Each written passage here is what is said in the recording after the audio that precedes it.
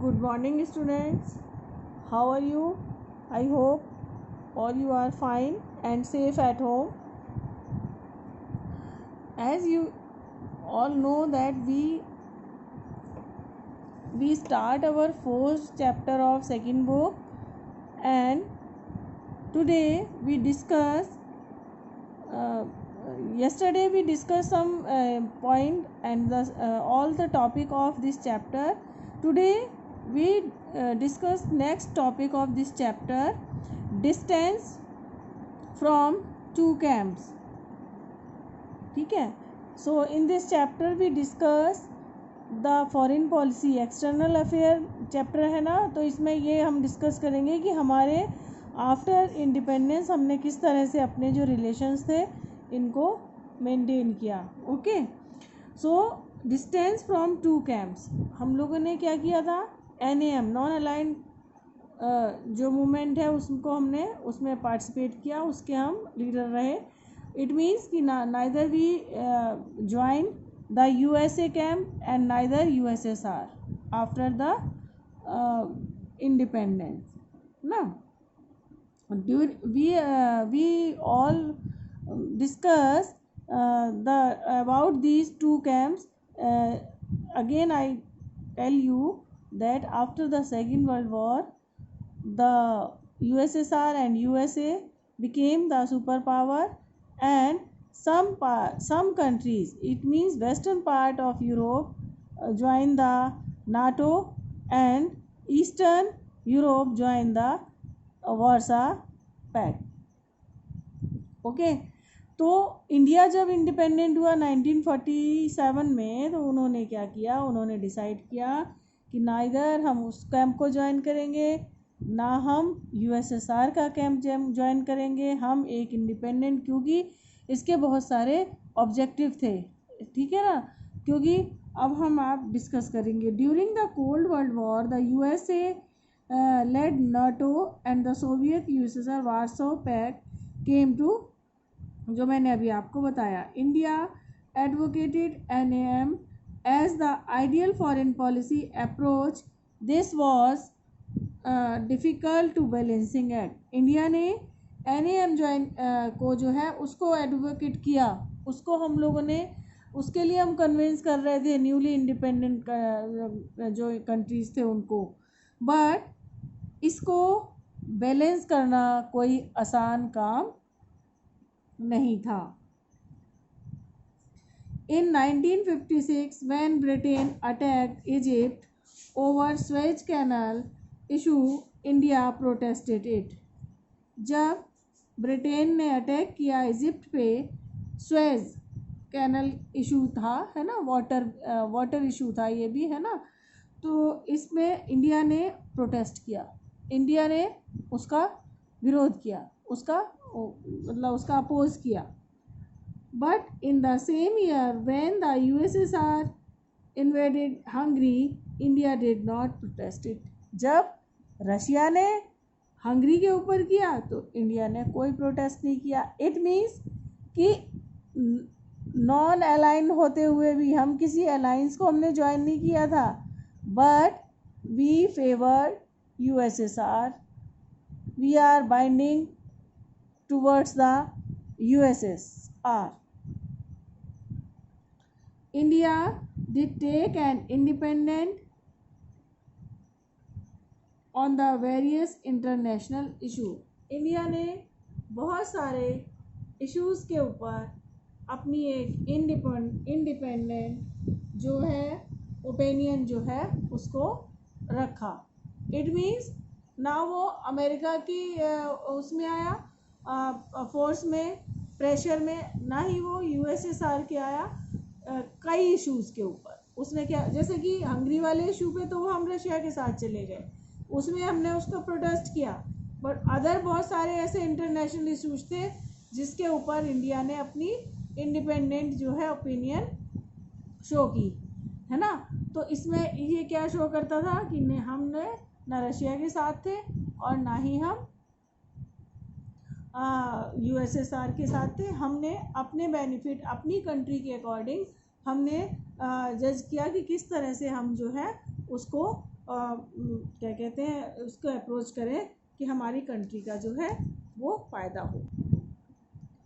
When India was trying to connect the other countries, convince the other countries, developing country about the policy of NAM, Pakistan joined NATO. जब India newly independent या developing country से convince कर रहा था उन्हें NAM में, है ना, नॉन अलाइन मूवमेंट्स का में पार्टिसिपेट करने के लिए, उसी टाइम जो पाकिस्तान है उसने नाटो कैंप जो है वो ज्वाइन किया। इट मीन्स वो अमेरिका के साथ चला गया, US के साथ नाटो जो है ना उसमें उसने ज्वाइन कर लिया। ठीक है, उसने अपनी फॉरेन पॉलिसी जो है उस तरह से मेंटेन करी। पाकिस्तान जो है उसने नाटो को ज्वाइन कर लिया। The US was not happy about India's independent initiative. The policy of NMA very close to USSR. US America ने कभी भी इंडिया से खुश नहीं था उसके जो इंडिपेंडेंट इनिशिएटिव्स थे उनको लेकर, और जो वो और साथ में वो USSR के वेरी क्लोज था। ठीक है, हम कहते रहे कि बेटा हम ना तो इंडिपेंडेंट हैं ना हम अपने इस वाले दोस्त के साथ हैं। मैं तो वही वो बात कहता हूँ जो मैं सही होती है, बट क्या होता है कि समझ में आती है कि वो फाइनली उसको सपोर्ट कर रहा है। ठीक है, क्लास में आपकी भी कोई बात हो जाती है तो आप कहते हो भाई नहीं मैं तो हमेशा सही बात को सही कहता हूँ, गलत को गलत कहता हूँ। तो ये टॉपिक जो मैं आपको पढ़ा रही हूँ इसमें ये बताना है कि बैलेंस करना बड़ा प्रॉब्लम था, बहुत बड़ी प्रॉब्लम थी। जैसे कि हंगरी के केस में USSR को उसने इंडिया ने कोई भी उस पर वो नहीं किया। अब इस तरह से ही US का उसने अपोज किया जब उन्होंने अटैक कर दिया उसके ऊपर।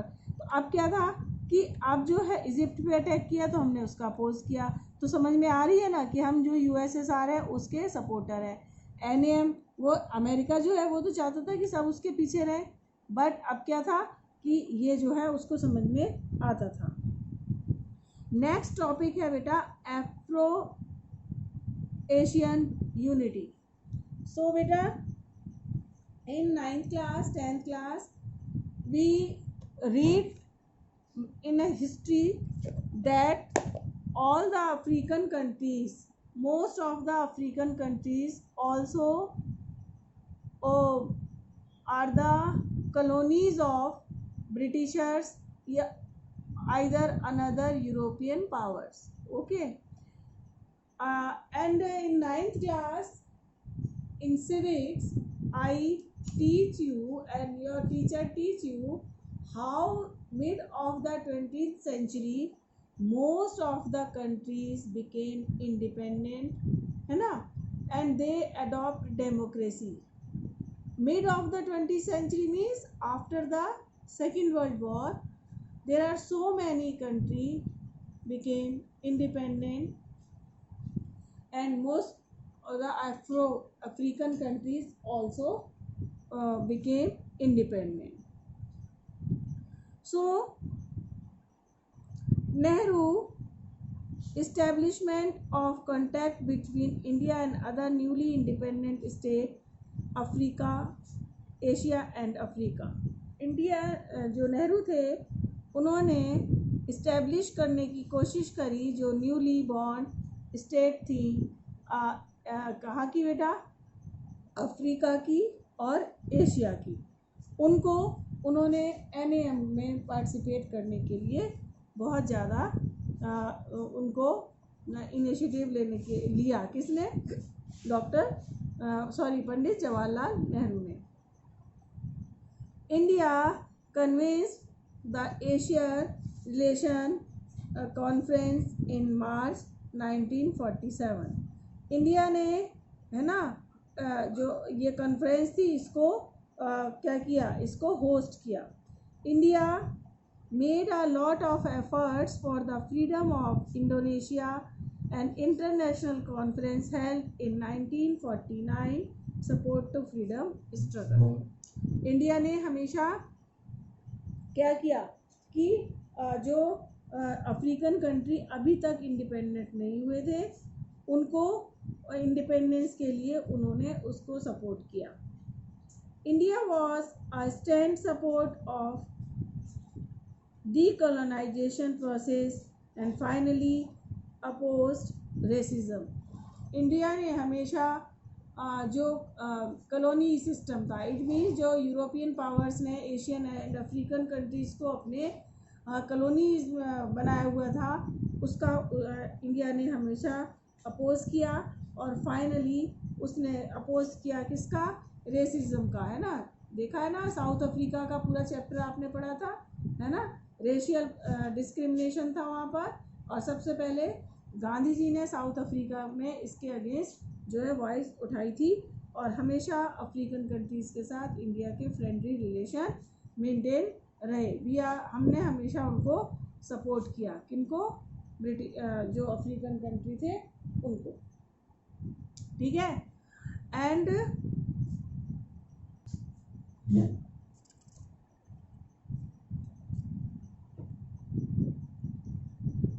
चाइना ने तिब्बत पर अटैक किया, है ना।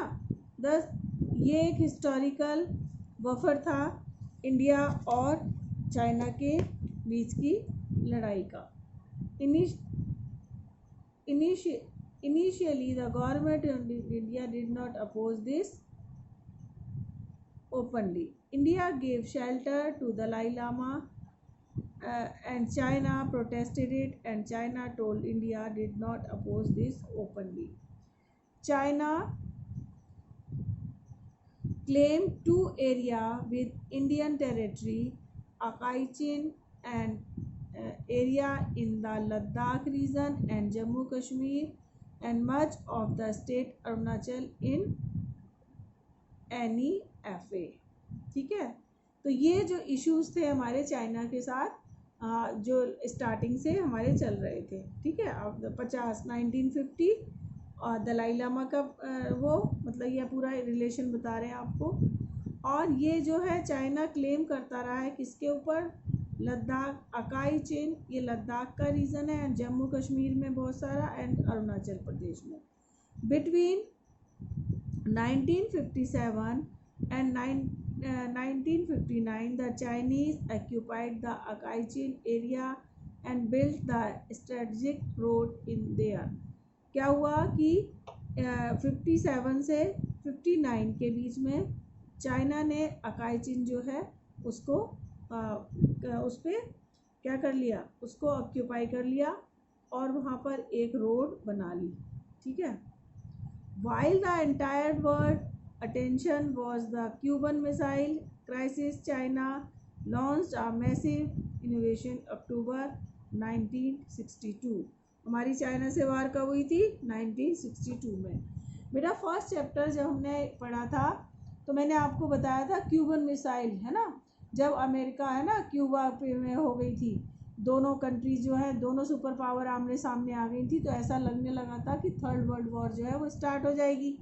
बट सारी दुनिया का ध्यान जो है उसके ऊपर था, है ना। बिग जो सुपर पावर थी वो आपस में लड़ रही थी और पूरा वर्ल्ड जो है वो उसमें इन्वॉल्व था। तो चाइना ने उस चीज़ का फ़ायदा उठाया और 1962 में इंडिया पर उसने अटैक कर दिया।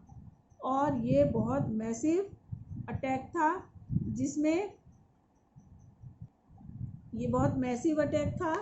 India could not take help from USA and USSR due to the Cuban missile crisis.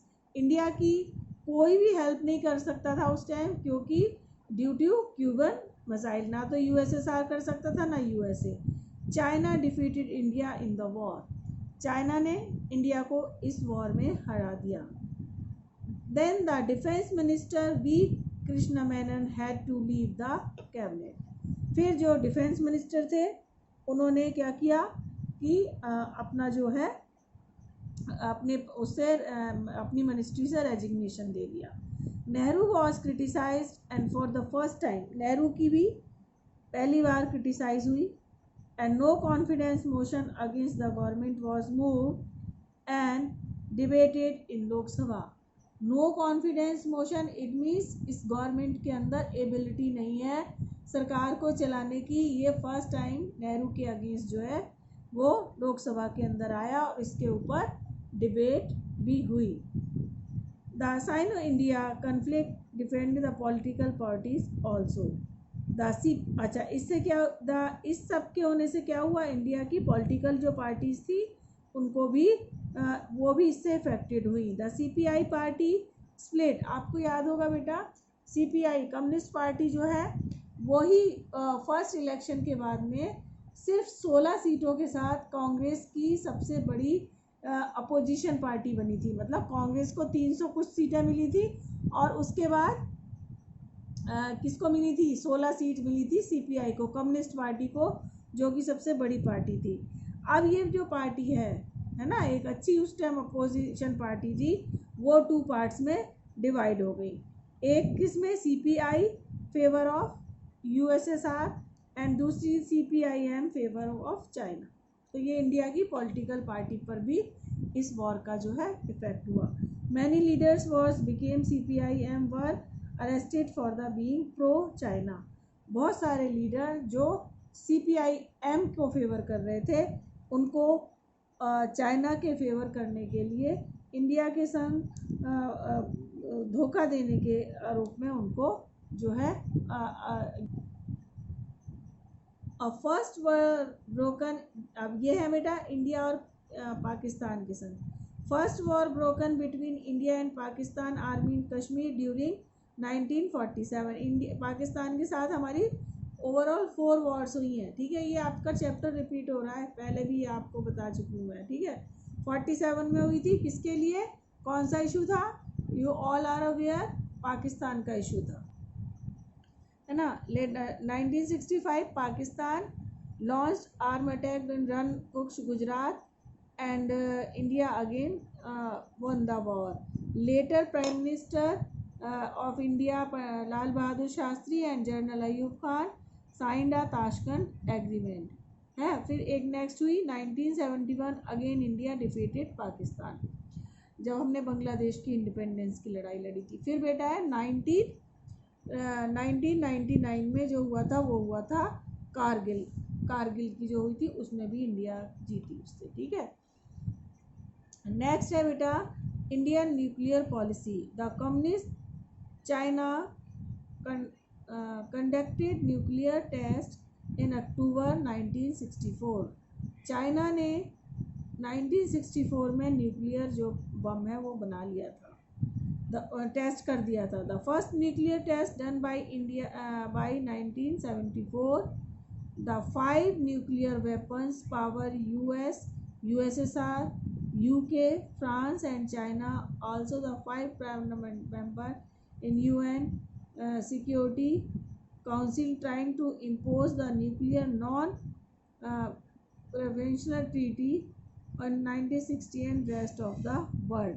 जो 5 मेंबर्स थे ये, है ना, ये सोच रहे थे कि बस हमने ये न्यूक्लियर वेपन तैयार कर लिया है, अब बाकी जो कंट्री है उन पर क्या लगा दिया जाए कि उनको मतलब न्यूक्लियर पावर रेडी करने के लिए की अथॉरिटी ना दें। India always considered the NPT as a discriminatory and had refuse to sign it. India ने इसको कभी भी इसका सपोर्ट नहीं किया और इस पर साइन करने के से मना कर दिया।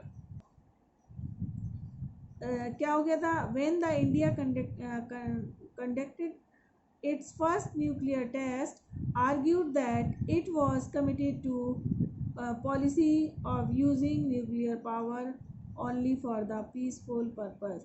इंडिया ने जब पहला टेस्ट किया तो उसने कहा कि ये मेरी कमिटमेंट है कि मैं इसका जो यूज़ है वो क्या करूँगा, सिर्फ और सिर्फ पीसफुल मैनर से ही इसको करूँगा।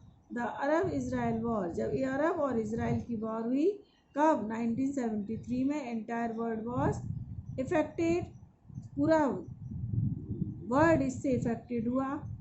Bye the oil stock due to the massive have to the oil price by the Arab nation. उससे पूरा जो है वर्ल्ड इफेक्टेड हुआ क्योंकि अरब कंट्रीज़ ने क्या किया कि जो ऑयल के प्राइस थे वो बहुत ज़्यादा इंक्रीज़ कर दिए, जिससे क्या हो गया कि पूरे कंट्री के ऊपर उसका इफेक्ट पड़ा। तो बेटा ये क्या होती है, ये फॉरेन पॉलिसी होती है।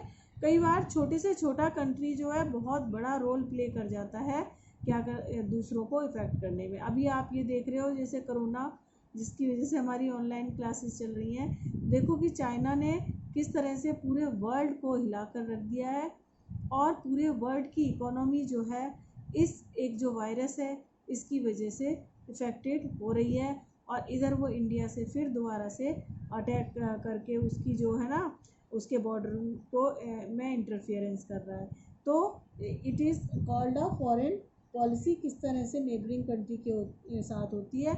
So student, I think all you understand this chapter, and I will send you the notes of this chapter, and through the video you can also make the notes of this chapter. Okay, have a nice day. Thank you.